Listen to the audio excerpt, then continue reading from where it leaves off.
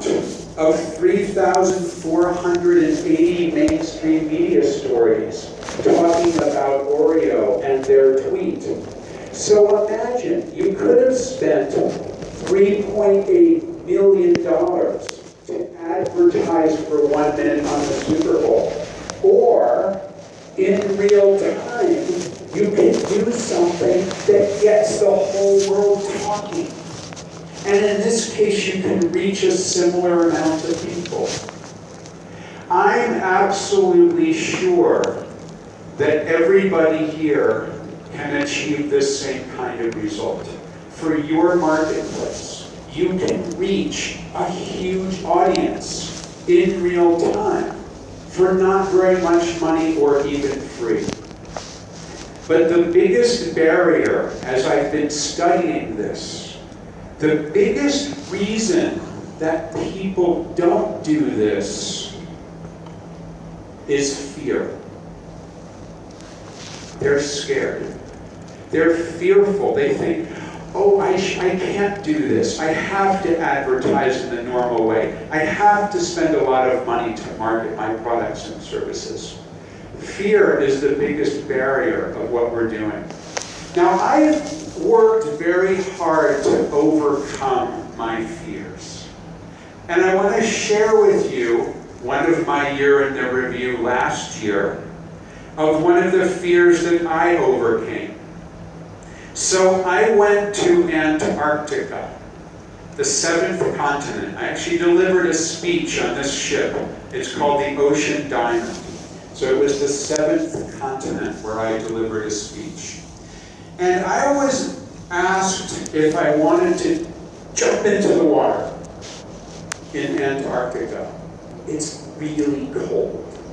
And I'm like, that's kind of scary to do that. And I said, you know what? Why not? Let's jump into the water, because I was able to overcome my fear. So there I am, jumping in, and you can see there's icebergs in the water. It's cold. It's really cold. And then I decided I might as well take a swim. And you can see there's ice right up there. It was cold. So I overcame my fear. That's the challenge that each of you have, is to overcome the fear of how to get your products and services and yourself into the marketplace. Here's another thing about fear. When I told my friends and when I told my family that I was going to be coming to Bangkok, they said, oh no, it's too scary. Right? There's all kinds of protests going on in Bangkok. You shouldn't go there, it's dangerous. So I contacted Jack and I said, Jack, what's going on? Are we going to do the conference? And Jack says, yes, we're going to do the conference. So here I am, and I'm glad I came. I had to go through quite a few barriers to get here, but we're here. And you know what's interesting about this? There's 2 reasons that I'm actually here. One is because I was in constant contact with the Thumbs Up team, and particularly with Jack, about the conference. And the other one is Richard Barrow. And I was following him over the last couple of months. And he kept tweeting about what's going on. And you may have seen he also published this map about where the danger zones are. And by the way, we're in a danger zone, just so you know. So thank you very much for organizing the event in a danger zone. That's good. But what's interesting to me about this is that Richard Barrow was doing all of this, talking about what's going on here on the ground in Bangkok. And because he's doing this, he gets picked up by the media.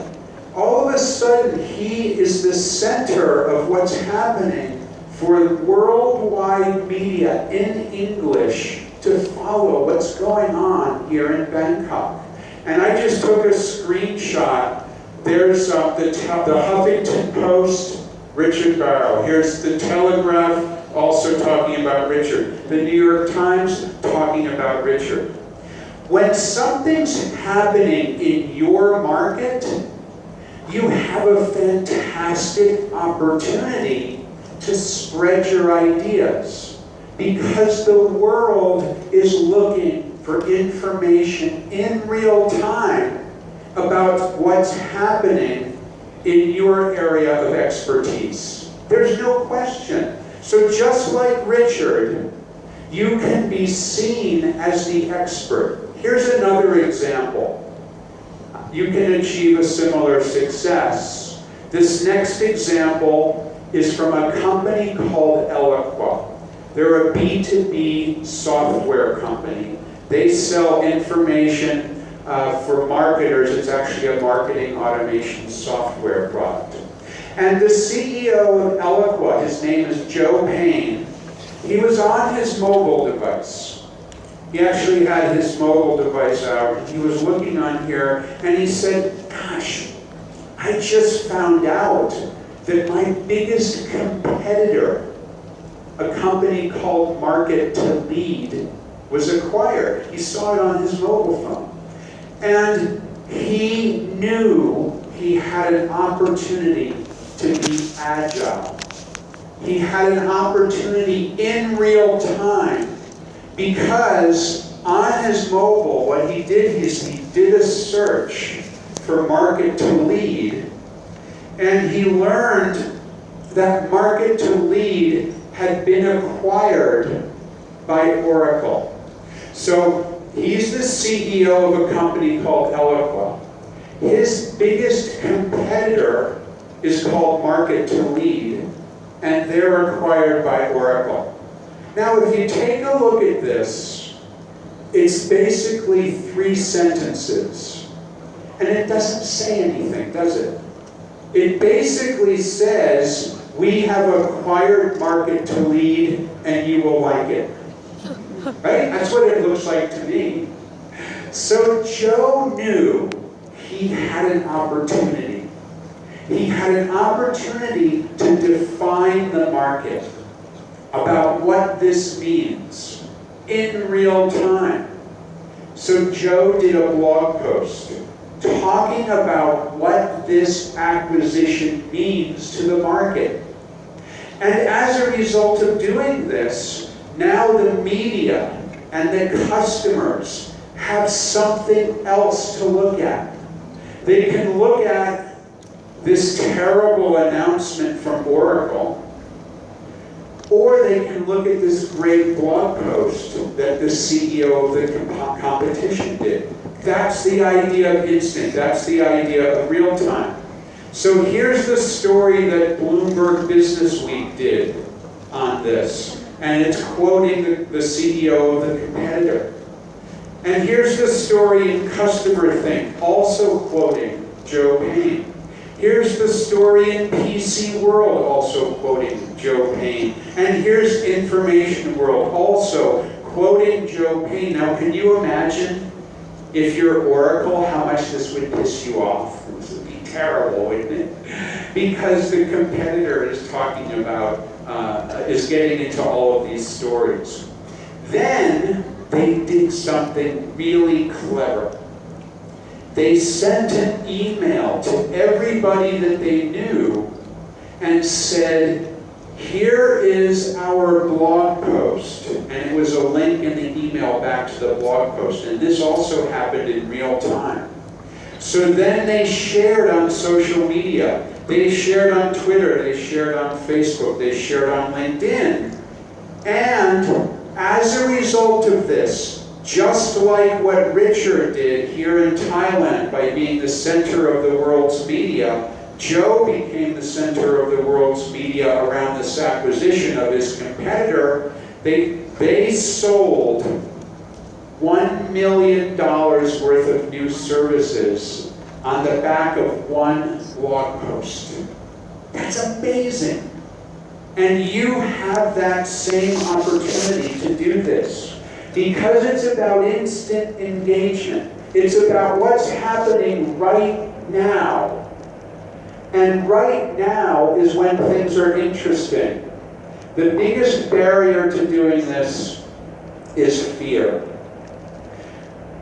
On the web, you are what you publish. This is one of my favorite quotes. On the web, you are what you publish. If you're publishing great information, like Joe Payne, like Richard Barrow, you're great.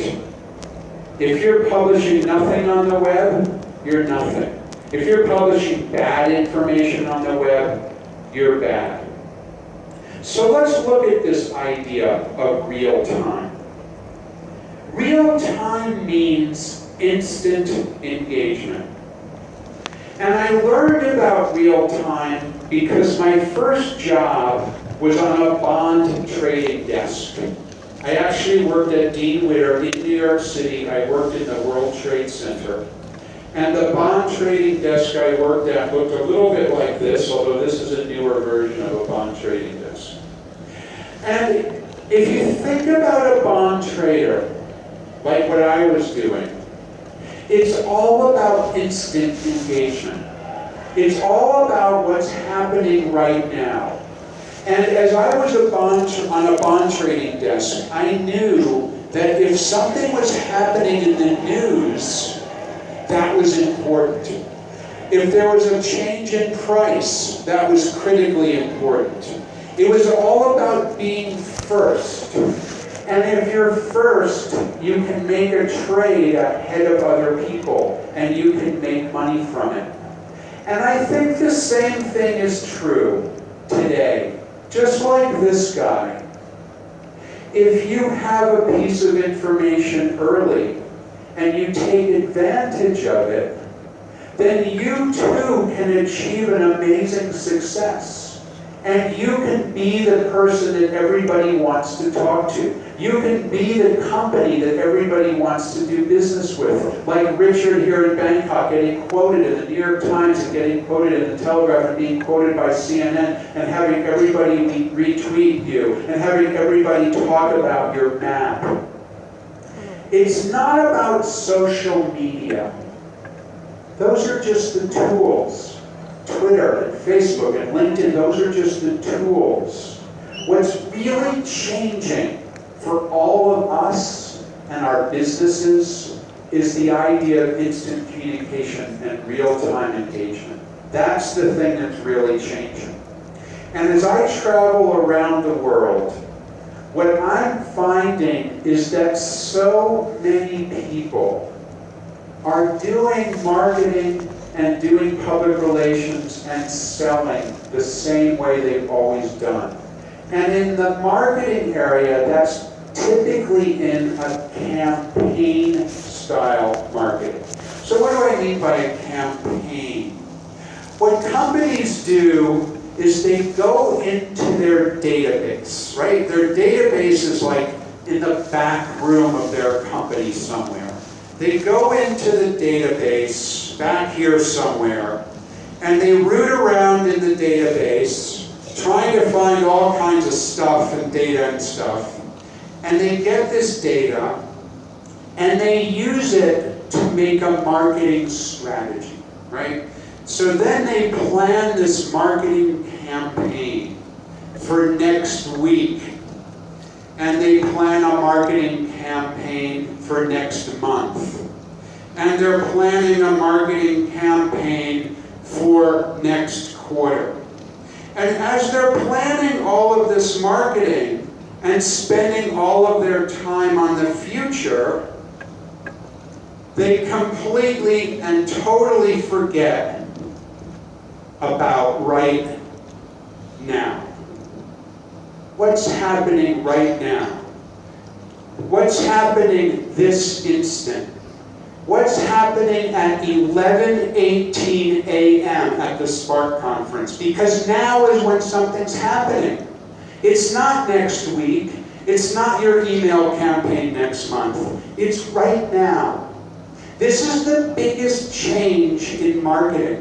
This is the biggest change in the way that we're able to communicate today, is the idea that we can engage our market instantly, at the right time. And that becomes your challenge too. How can you engage the market at the right time? That's what real time is. Because speed and agility are decisive competitive advantages. Speed and agility about right now. And here's somebody who knows about that. This is about Dave Carroll. He's a singer-songwriter for a band called the Sons of Maxwell in Halifax, Nova Scotia, Canada. And he was traveling to an engagement in Nebraska. And United Airlines broke his guitar. And some of you may have seen this, but it's always worth seeing again. And Dave spent an entire year trying to get compensation, trying to get United Airlines to pay for his broken guitar. But they didn't pay for it. So he told them, I'm going to write 3 songs and post those songs onto YouTube, which he did. So here for you is United Airlines Breaks Guitars, song number 1. Here we go.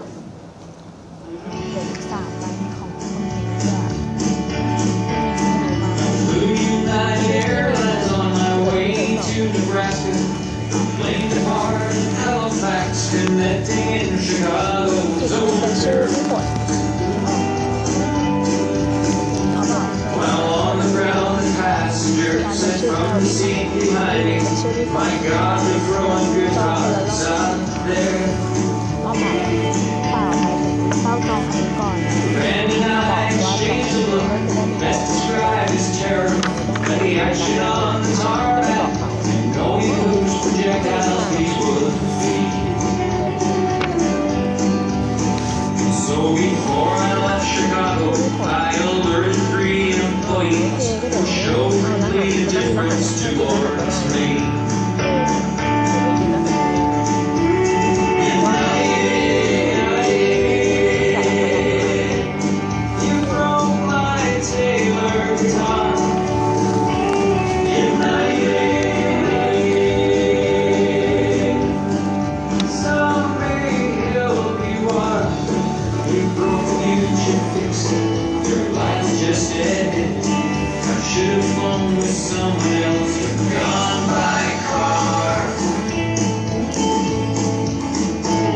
United breaks guitars. United breaks guitars. So when I took a screenshot of this the last time, 13,689,000 views on YouTube. Not bad, right? So Dave Carroll sticks it to United. Isn't that great? I did an analysis of how this broke. And this is a very typical example of how things like this happen in real time. This chart is the first week of United Breaks Guitars, and this is the number of blog posts per day. And you can see it's this bell-shaped curve, this very beautiful shaped curve that looks like this. And this is very, very typical about how something breaks. Each one of the dotted lines is 50 blog posts, and that's the first week. This drove the YouTube views in the first week. Here's the first week's cumulative YouTube views, and it goes up like that. Each dotted line is 1 million YouTube views. And you can see it started fairly slowly, and then it went up very quickly. And that's also very typical of something like this that breaks in the news.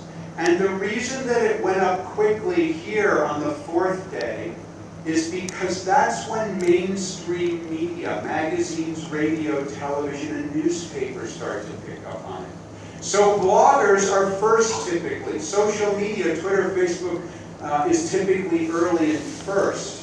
And then mainstream media, magazines, radio, television, newspapers, typically comes after. This is another bell-shaped curve. This is the first week, the number of mainstream media stories talking about this And you can see each dotted line is 5 stories. And this spike up there is what drove the spike in the YouTube views. Now, when something like this happens, I always ask myself, what else is there in this story? What is the second paragraph of the story? The first paragraph is United Airlines broke Dave Carroll's guitar. He tried to get them to fix it.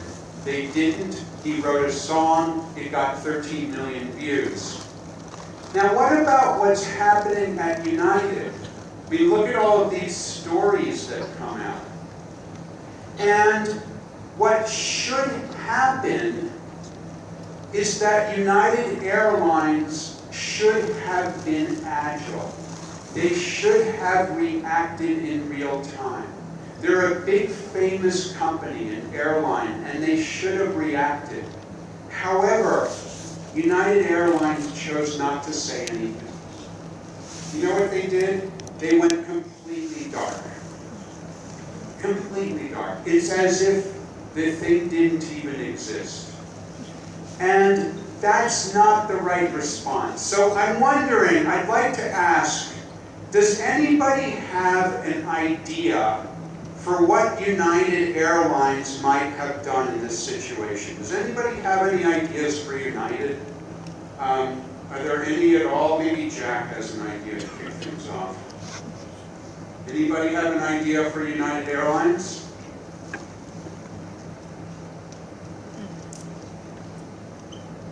United Airlines can pay for Jackie's families for lifetime flights around the world. Yeah, he could have done that. Why not pay for the lifetime flights around the world? That would get attention. Does anybody else have an idea for United Airlines and what United Airlines could do? All the way down in the front.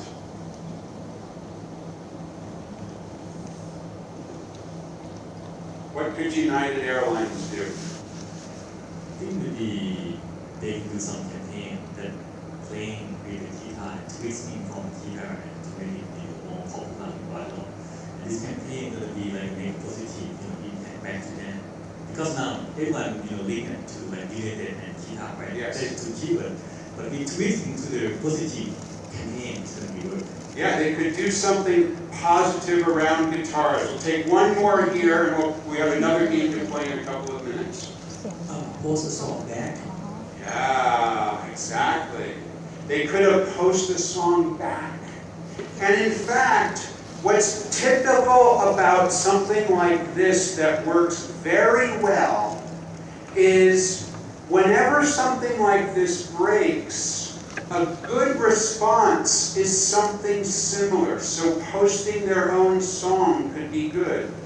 And typically, when something breaks in one social network, it's usually a good idea to think about reacting in the same social network. So they could do a song and maybe put it onto YouTube. And if something happens on Twitter, respond on Twitter. If something is happening in a blog, leave a comment on the blog. So many companies don't do this, and what happens is they don't look human because they're not reacting in real time. United Airlines didn't do anything. Here's what I would have done if I was United. I would have done a video and I would have shown how suitcases are handled at United Airlines. And I would have taken a suitcase like this one and put a camera on top and made a suitcase cam. And my suitcase cam would go out of one airplane and into the baggage cart. And then in the baggage cart underneath the airport in Chicago. Now, have you always wondered what happens to a bag when it goes under the airport? I always wanted to know, right? My bag is probably going like this. I'm sitting in Starbucks drinking my coffee, and underneath me, my bag is having fun, right? It's going around and around and around. Wouldn't that be cool to see what's happening? And then the bag goes into another baggage cart, and then up onto another plane. Now then, if you had all that on film, United could then take that and speed it up and put it up onto YouTube and talk about how they handle bags. But again, United did nothing. And doing nothing is a terrible response. They don't have to say they were wrong. They don't have to give Dave Carroll his money. They don't have to buy him a new guitar. All they have to do is be human and react and do something interesting so that all of us who share, I saw those phones up in the air a moment ago and I asked, we would share and say, look at what United did, isn't that cool?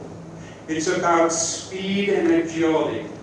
Speed and agility are a decisive competitive advantage. So let's go back to Dave Carroll.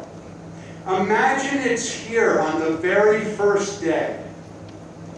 And if you remember, it wasn't just a guitar that got broken. It was a Taylor guitar. And I think one of the most interesting developments in the last year or so is what I call newsjacking. Newsjacking is when you understand the bell-shaped curve. And you know that if you create a piece of content and you put it out as this curve is beginning, that you have an incredible opportunity to generate interest for your company or yourself or your products because everybody's looking for more information on that story. Everybody's looking for the second paragraph.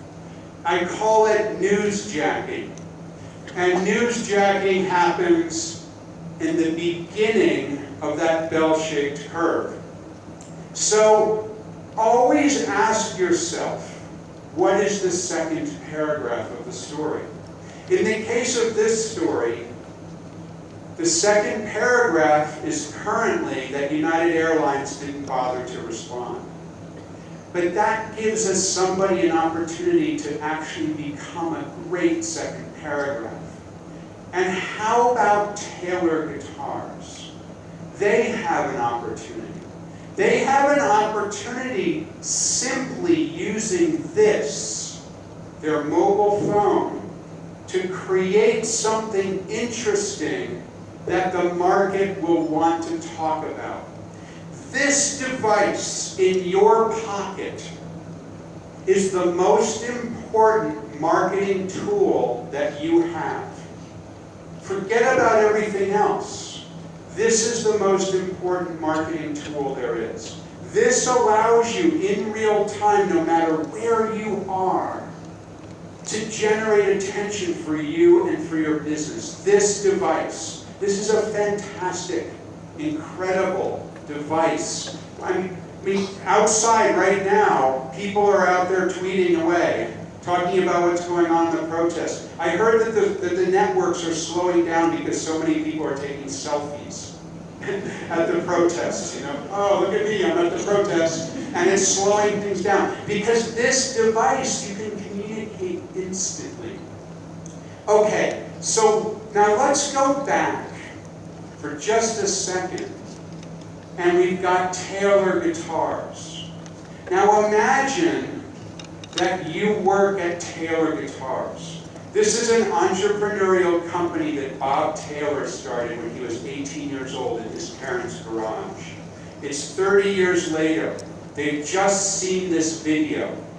Bob Taylor told me he brought his team into his office, about 6 people. They saw the video. And then they brainstormed how they can react. So let's do that right now. How might we react? Who's got an idea for what Taylor Guitar could do to generate attention for their business because everyone in the world is talking about how their guitar got broken by United Airlines. Who's got an idea for Taylor guitar? Give him back the best Taylor guitar. Give that man a Taylor guitar, the best Taylor guitar. They could absolutely do that. And in fact, they did do that a couple of months later. They did it quietly, but they could do that as well. So you could give a guitar. Who's got another idea for what Taylor guitar could do?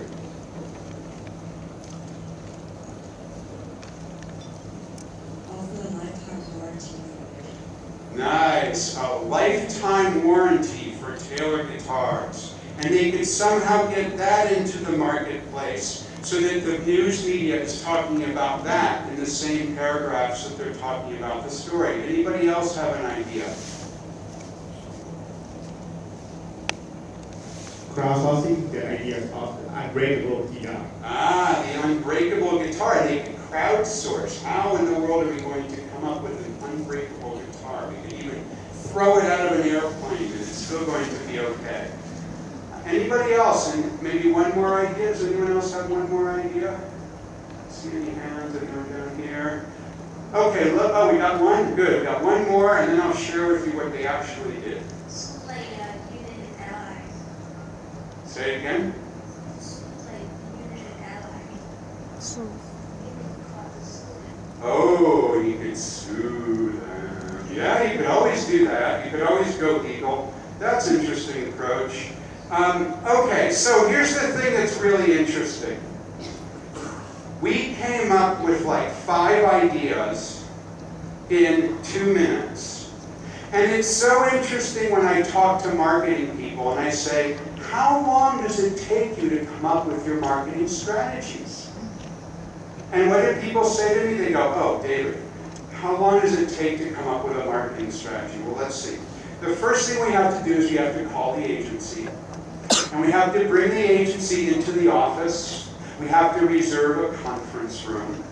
We have to order some food. Maybe some pad thai might be nice.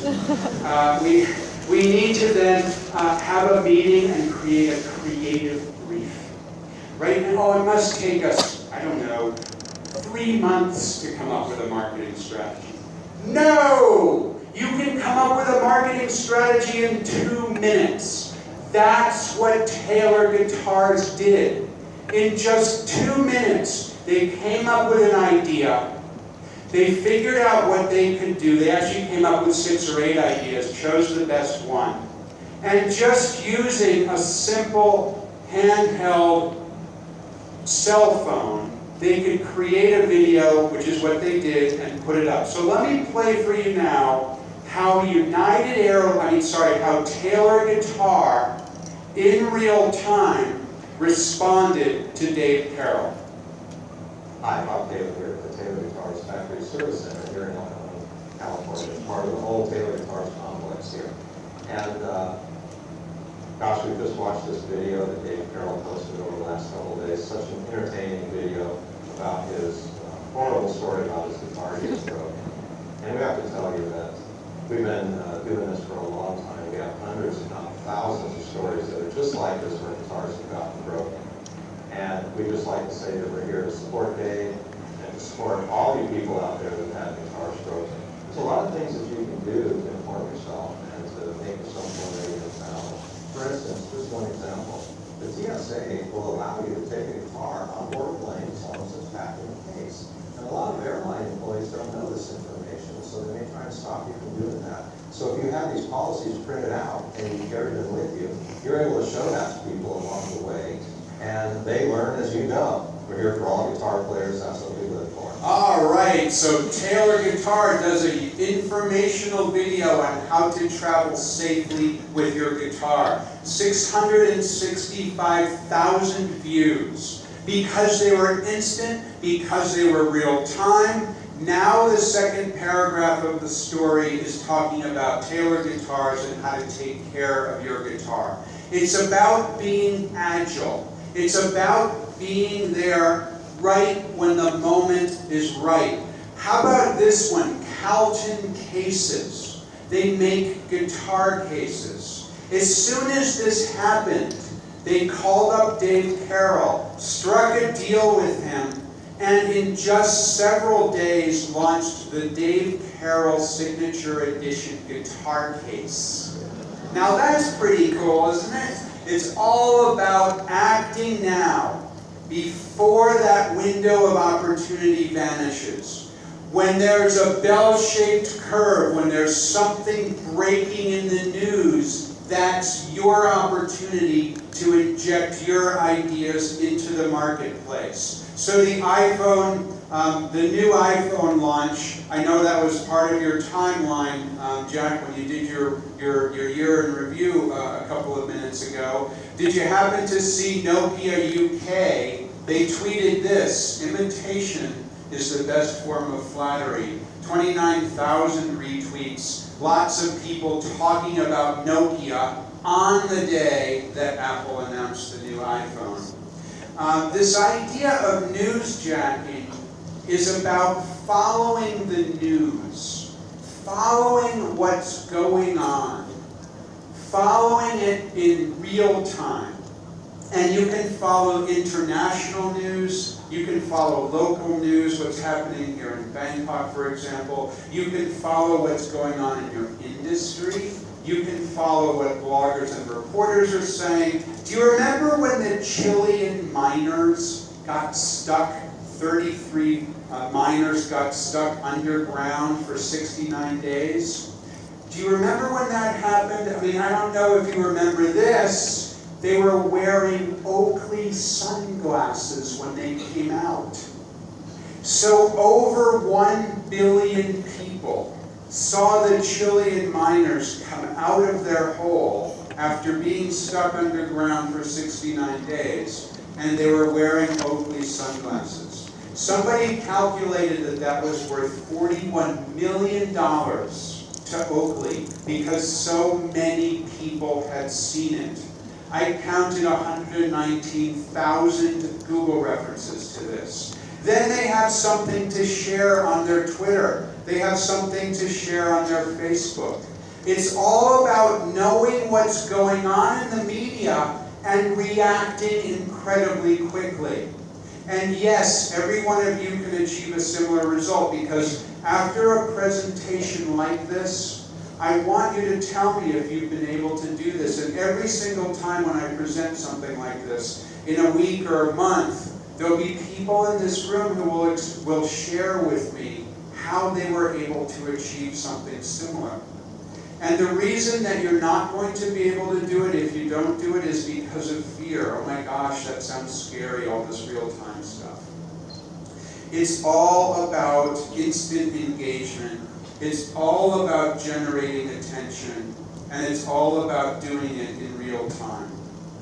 So there's another component to this, and that's this idea of being human. The reason that United Airlines didn't succeed is because they weren't being humans. They decided to do nothing. You know, companies need to act like people because, after all, companies are a collection of people. And what I think is so interesting is that in the B2B world, the business-to-business world, there's so many marketing people that say, oh yeah, I'm a B2B marketer. I work for a business-to-business company. And then they turn their brain off because they think, oh, I don't need to be a good marketer because I'm only marketing to businesses. But guess what? When you're marketing anything, when you're marketing B2B, you're still marketing to people. So here's a great example of a B2B company. This is Cisco. And they have something called TechWise TV. They say information you can use from geeks you can trust. They do a bunch of videos based on holidays in real time. This is the video they did for Valentine's Day. And what they're selling here is a router. It's basically a really big box. It kind of looks like this. It's a big box. It moves data from one point to another. It's probably the most boring product in the whole world, and I'm very sorry if anybody is here from Cisco. I mean, it is really boring. It's a big box that moves data from one place to another. It costs $250,000. Most marketing people go, oh my God, this sounds awful. How am I going to market this thing? But let me share with you what Cisco did. It's a video. Here we go. How many ways can a man tell his sweetheart, I love you? Until now, the answer was 3. He could buy her expensive diamonds. He could take her on a tropical vacation. Or he could carve his initials into a tree, then carve a heart, and then carve her initial. But now, he can give her the ultimate expression of his everlasting affection. The Cisco ASR 9000. Because nothing says forever, like up to 6.4 terabits per second. Nothing says commitment, like up to 400 Gbps per slot. And nothing says I love you, like 6 times the whole backhaul capacity. How many ways can a man say I love you? The answer is 4. The Cisco ASR 9000. I know, it's incredibly ridiculous, but look at this. Yeah, let's clap for Cisco. That's a good idea. And look at this. It's a B2B company selling a $250,000 box with 202,000 views of its video. And then people want to share it. And the media wants to write about it. Here's Network World writing about it. Even the New York Times wrote about it. On the web, you are what you publish. And if you're publishing great information like Cisco, people will want to talk about you. On the web, you are what you publish. If you're publishing great things like Cisco, on the web, you're great. Here's another thing that's very common of companies when they're communicating, and you know what? It's true all over the world. And what happens is people use words they think are really big and important to talk about their products and services. I'm sure you can think of words like this in the Thai language, but here's an example of it in the English language. See if you can figure out what this company does. I'll read it to you. Company X delivers business information software to integrate, assemble, and optimize available IT assets to drive business process productivity. Company X delivers an innovative enterprise-class business integration platform that incorporates proven integration technology with next-generation capabilities into one interoperable set of tools that delivers a unique combination of efficiency, agility, and control. Did everybody get that? No. You know what? I'm a native English speaker. I didn't get it either, so don't worry. And, you know, people do this thing, and I think it's like a cult. You know, it's like some kind of weird religious cult, the way that people communicate. And I got so interested in this, in these English language words that people use, that I did an analysis of it. And what I did was I asked my journalist friends for all of these overused words and phrases, and then I analyzed them against every single press release sent in the English language for an entire year. Can anybody guess what the most overused word is in English in marketing and press releases? Anybody guess? Shout it out if you can guess one. Anybody? The number one most overused word or phrase in English is innovate. So if you're using that in your marketing materials, it doesn't mean anything because it's so overused. And things like world class. I'm sure there's equivalent in the Thai language, so you need to remove this kind of crazy language. I call it gobbledygook language from your marketing. Which brings me to something else. This is verbal gobbledygook, but there's also visual gobbledygook. Now you're a bunch of really smart people. Maybe you can answer a question for me. I want to know, who the hell are these people? Who are these happy, multicultural people who inhabit conference rooms of companies all over the world. They should have a vaguely Asian-looking person here just to complete it, don't you think? Who are these stock models that they use? I mean, here's another example, right? Who are these people that always stare into computer screens in our marketing materials? You know what? This kind of thing is insulting to people because everybody knows that's not one of your customers. That's not one of your employees. So this kind of thing is what I call visual gobbledygook. Here's another example of it. Now, there is no way that that person is a doctor. No way, right? Last week, she was probably modeling underwear.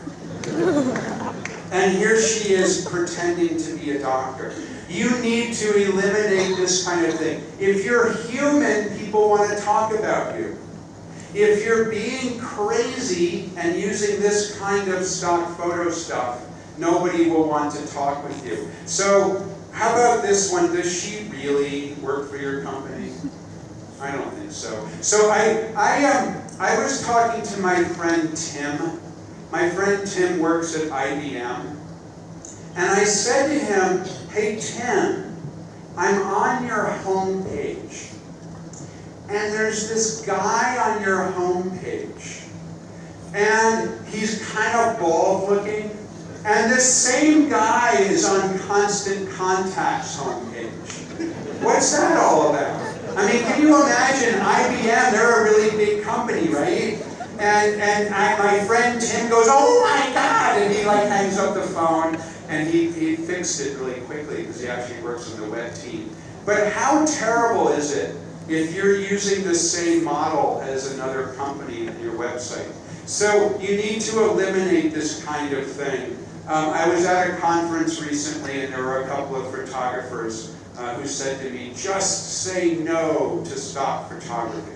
So that's the thing, just say no to stock photography. And as long as we're on the subject of how you can be human and how you can get people to talk about you, I want to just spend a moment about this idea of how many companies require a sign-up form to get information, right? You know what it's like. You go to a site and you see this white paper or ebook or some other piece of information that you might want to have, and it says download our white paper, and you say, cool, I want to download the white paper. You click the button and you get a crazy ass form like this, right? Maybe some of you are doing this in your marketing, and I bet some of you probably are. I want you, if you're doing this, to consider making it completely and totally free. Eliminating all kind of sign-up forms. Because if you do that, then more people will spread your ideas and share your stories. Now I'm going to try an experiment here. I'm not sure how it's going to go. I have a question. Is anybody here a fan of the Grateful Dead, the rock band? Is anybody here like the Grateful Dead? Is there anybody at all? Is this a right? Okay. Yeah. Is there anyone else besides one person? We got one person. You win a copy of Marketing Lessons from the Grateful Dead. Congratulations. I'll sign it for you later. That's a book that I wrote with my friend Brian Halligan. Okay, so here's why this is important. The Grateful Dead, an American rock band, they started in 1965, and they allowed fans to record concerts. So just like this, they allowed fans to put microphones into the stands to record the music. Every other band said no. The Rolling Stones, The Who, every other band of this era said no, you can't record the music. The Grateful Dead said, sure, why not? You can record our music. And they let people bring in recording devices. They could also take photographs. In fact, they gave you a ticket right about here, which is the best place in the whole audience to record the music. And because they did this, many people then were able to share this content with their friends because they were able to make these recordings. And then people like me heard the music coming from our friends' speakers, from our college dorm speakers, or from somebody's car speakers. What band is that? Oh, that's the Grateful Dead. Oh, I want to go see their concert. So then the Grateful Dead became the most popular touring band in history. They sold over $1 billion worth of concert tickets because people were learning about them from their free content. And then the crazy thing is we would want to go to multiple concerts. Have you ever been to a Grateful Dead concert? You have how many? Huh? I'll come down here, sorry. You've seen the videos, okay, cool. So I've seen the Grateful Dead concert 50 times. My co-author, Brian Halligan, who's the CEO of a company called HubSpot, who I wrote the book with, has seen the Grateful Dead 100 times. Bill Walton, the famous NBA basketball star, who wrote the foreword to our book, has seen the Grateful Dead's concert 750 times, live, in person. Can you imagine that? And because of free content, what I want you to do is rethink how you do your content. If you're putting it out with some kind of form on it, think about the Grateful Dead and think, how can I put this out without a form?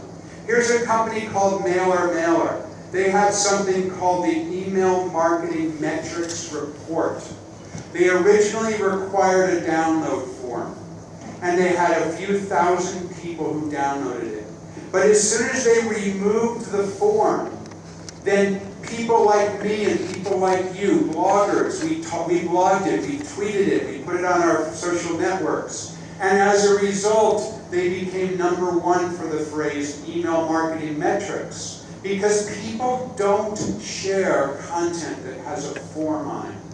I want you to consider removing forms from your content. You can achieve a similar result. It's all about creating content. On the web, you are what you publish. So I've got a couple of action items that you can do as you're going forward. And then I've got a final little story to tell before I leave you today. And here are the 4 action items. The first action item to achieve the results I've spoken about is that you need somebody in your company or in your agency who's in charge of today, who's in charge of real time, who's in charge of instant communications. That person, until you assign that person, is you. So at a company called Avaya, that person is Paul Dene. He scans Twitter to see what people are talking about, to see if anyone's talking about his company. They sell telephone systems. He saw somebody tweet, for example, the name of his competitor or Avaya, time for a new phone system very soon. He tweeted back, hey, we can set you up with a meeting with one of our consultants. And 13 days later, they had a $250,000 sale. That's because they had somebody in charge of today. The second thing that you should do is develop guidelines that encourage people in your organization or your clients' organizations to communicate instantly and in real time. So, does anybody like this shirt? This is one of my favorite shirts, and it was sold to me by Dave. I went to Nordstrom, and I was interested in shirts, and Dave was the salesperson. Dave said to me, what kind of shirts are you interested in? I gave him an idea. He found some shirts. I bought 3 of them, and this is one of those shirts. And as I was going to pay for my shirts, I gave him my credit card, and at that moment, Dave said to me, "Are you on Twitter?" I'm like, "What? My Nordstrom sales guy is asking me if I'm on Twitter," and you know what happened to me? I got so excited. You know why I got excited? Because whenever I see something that's really cool, I can't wait to blog about it or tweet about it. My Nordstrom guy asking me if I'm on Twitter was kind of like 2 nights ago when I arrived at the hotel and the taxi couldn't take me all the way to the hotel, and the taxi driver said to me, "You have to walk half a kilometer that way is your hotel," and I'm walking through all the protests, and I'm going, "There's a blog post in this," right? So if you want to check out my blog post, you can check out what I wrote about getting to the hotel during the protests 2 days ago. But that's not the point. The point is, my Nordstrom guy is on Twitter. I said, "Dave, you're on Twitter. What do you do?" He hands me his business card. He goes, "I'm on Twitter. One of the things I'll do is I'll sometimes tweet pictures of the clothing I'm selling. The other thing he does is he sends direct messages to people like me, his customers, to sell us things, right? So he'll send me a direct message. What does he have of mine? My shirt size, my credit card number, my mailing address, my Twitter ID, and my credit card number. He's got everything, and he'll DM me. I might be in Bangkok in the hotel. I get a direct message. "Oh yeah, I like that shirt. Bang, I bought it." Dave is doing a great job. The other thing he does is he does real-time analysis of what's going on television. Now, here's the thing that's interesting about this. Nordstrom pays for his iPad, and they also pay for his ongoing feed for the communications in his iPad. The third action item is that you need the systems in place that allow you to be able to communicate this way. Remember the bond trading desk. You need these kinds of systems. If you're a big company, you can have a sophisticated operation like they have at Gatorade. That's the Gatorade Real-Time Control Center. Here's the control center in London for a company called Golan Harris. Or you can just do what I do, which is use TweetDeck and Google Alerts. The fourth action item is that you need to develop a real-time mindset. You need to develop that mindset that it's all about right now, it's all about instant, it's all about what you can do to communicate right at this moment. Yes, you can plan your marketing campaigns for the future, that's fine, but you should be planning for right now, what's happening today as well. Because what's happening right now can be really interesting. Here's a company called TIO Business Insurance. They're from Australia. And they learned that President Obama was going to be visiting Australia. So what they did is at the exact moment that the president stepped foot in Australia, right then, they sent a blog post giving President Obama free crocodile attack insurance.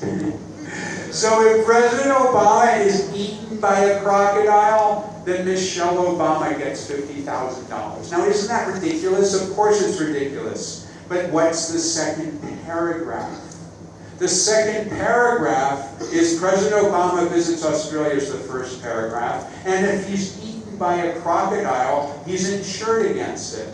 And everybody now is talking about it. Here's the Herald Sun, for example. I counted 4,969 mainstream media stories about this. How cool is it that you can, in real time, have the whole world talking about you? It's all about achieving this success. You can do the same thing, and the biggest barrier is fear. When I was having dinner last night with Jack, I shared with him one of my biggest passions in life is the Apollo moon program. The idea that humans went to the surface of the moon. 12 men have walked on the surface of the moon. I have actually met and had conversations with 6 of the 12 men who have walked on the moon. Now, You don't know how much of a geek I am about Apollo. I mean, I am a serious Apollo geek. I am such an Apollo geek. I'm going to share with you my living room in my house. That's my living room. Yeah, I know, it's crazy, right? This is actually an engine from a lunar module in my living room. That's how much of a geek I am. Here's my Apollo Artifacts blog. Yep, I've got an Apollo. I know it. I'm really geeky, right? So, I'm so fascinated by the Apollo program. This is Mission Control in Houston. Do you know that if you take every single computer used for the Apollo lunar program, every single computer, it has less computing power than your smartphone. Your smartphone is more powerful than every computer used in the entire Apollo program to put 12 people on the surface of the moon. This is the most important marketing tool you have. This is a fantastic marketing tool. Do you know there's 7 billion people in the world? 5 billion have mobile phones. That's more than have toilets. That's more than have toothbrushes. I know it's kind of gross, but it's true. And just think about what you can do with this. Early this year, I was in Egypt, and I went to Tahrir Square. You can use one of these to have a revolution if you want to. Yeah, I know. You can do it right here if you want to, right outside. You can use your phone and have a revolution. Go for it. Fascinating, right? This is Cunayala, Panama. And this is a small village of 300 people in Panama. I visited this place 2 years ago. And this village used to be by the side of a river. They actually moved the entire village 1 kilometer up the hill away from the river. Now, being by the river was really great for them because that's where they got their water. And they actually moved 1 kilometer up the hill. So they no longer have running water. This village doesn't have electricity. The reason they moved the village to the top of the hill is because it's the only place in their area that has cell phone coverage. Amazing. These people have no running water, they have no electricity, they have cell phone coverage. They charge their phones with a solar panel. And it transformed their village. Now when they have to sell their products like kava roots, they no longer have to just paddle down the river and take a chance. They can actually get on their mobile device, make a deal, and have their sales made before they go down the river to the Pacific Ocean. It actually transformed the village. They are so much happier than they were before. They moved their village 1 kilometer away from their water because that's where the cell phone coverage is. Again, this village, no electricity, no running water. The dude has an iPad. This is the world we're living in. This device allows you to communicate with any other person on the planet. The power in your mobile phone is 2 million times greater than the computer that landed man on the surface of the moon. What are you going to do with that power? You've got to stop making excuses. I've got a free book I'm offering. No charge at all. It's free on iPad. It's free on Kindle. It's free as a PDF. To get the book, it's called Worldwide Rave. Just go to Google, type in Worldwide Rave, and you will find it. My name is David Meerman Scott, and this has been Real-Time Marketing and PR. Thank you very much for your attention.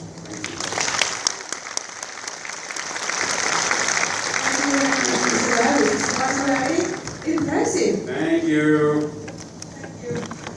ก็เชื่อว่าทุกคนนะคะก็คงทึ่งกับสิ่งที่คุณเดวิดนำเสนอหลายๆตัวอย่างคนที่มาติดตามซับอยู่แล้วก็อาจจะหันมาตานะ วันนี้เรามาฟังในมุมมองของกูรูจากวอสตันคนนี้นะคะเอาละค่ะเป็นยังไงบ้างก็เรียกว่าจริงโชคดีที่ได้คิวเข้ามาเพราะว่าหลังจากนี้อีกอาทิตย์หนึ่งเขาก็จะบินไปทางยุโรปแล้วครับก็จะไม่อยู่แถวนี้นะฮะโอเคนะครับเราก็ใกล้เวลาเที่ยงพอดีนะครับใช่แล้วแต่ว่าเดี๋ยวเรามอบของรางวัลเล็กๆน้อยๆก่อนที่เราจะไปพักรับประทานอาหารนะคะเพราะว่าเรามีผู้สนับสนุนการจัดงานนะคะอย่างเช่น Cinecast เนี่ยถ้าใครมาร่วมกิจกรรมกับ Thumbs Up อยู่เป็นประจำจะทราบว่า Cinecast นี่ก็มามีส่วนร่วมกิจกรรมตลอดครับผมงานนี้ก็มาด้วยใช่ก็เป็นสปอนเซอร์ดีๆที่อยู่กับเราตลอดนะครับก็มีมาแชร์ความรู้เรื่องต่างๆเกี่ยวกับเซฟตี้เลยนะครับโอเคทีนี้เดี๋ยวรางวัลนะครับที่จะทางนี้นะจะเป็นลัคกี้ดรอว์ก็คือเป็นโวเชอร์ที่พักโรงแรมโนโวเทลนะครับ2 คืนที่ไหนก็ได้ในภูมิภาคเอเชียนะครับก็คือท่านเอาไปใช้ที่ต่างประเทศก็ได้นะครับกติกาไม่มีอะไรมากนะครับท่านก็ก้มดูวางขาของท่านจะดูเบอร์ก็ดูวางขาจะเห็นนะคะดูที่เก้าอี้นะคะนะครับจะเห็นเลขที่นั่งของท่านนะครับแล้วเดี๋ยวผมจะขอเชิญทางคุณชนทิชาแสงพันธ์นะครับที่เป็นมาร์เก็ตติ้งดีเรคเตอร์13แล้วของพี่ซึ่งมาให้เกียรติจับรางวัลเป็นหมายเลขของผู้ร่วมนะครับเป็นเบอร์นะครับ12วันไหนดูนะครับ12วันไหนนะครับเดี๋ยวมันจะมีเก้าอี้ว่างๆอยู่นะครับเพราะฉะนั้นเนี่ยเดี๋ยวพอจับได้ก็เป็นเก้าอี้ว่างจะไม่ปล่อยหายไปก่อนนะครับไม่ใช่ที่อยากเป็นเก้าอี้ว่างนะครับโอเคนะเดี๋ยวทุกท่านนะครับตอนนี้ดูให้เรียบร้อยแล้วนะผมฝากท่านอยู่ที่นิดนึงนะครับท่านขอที่นะครับอย่า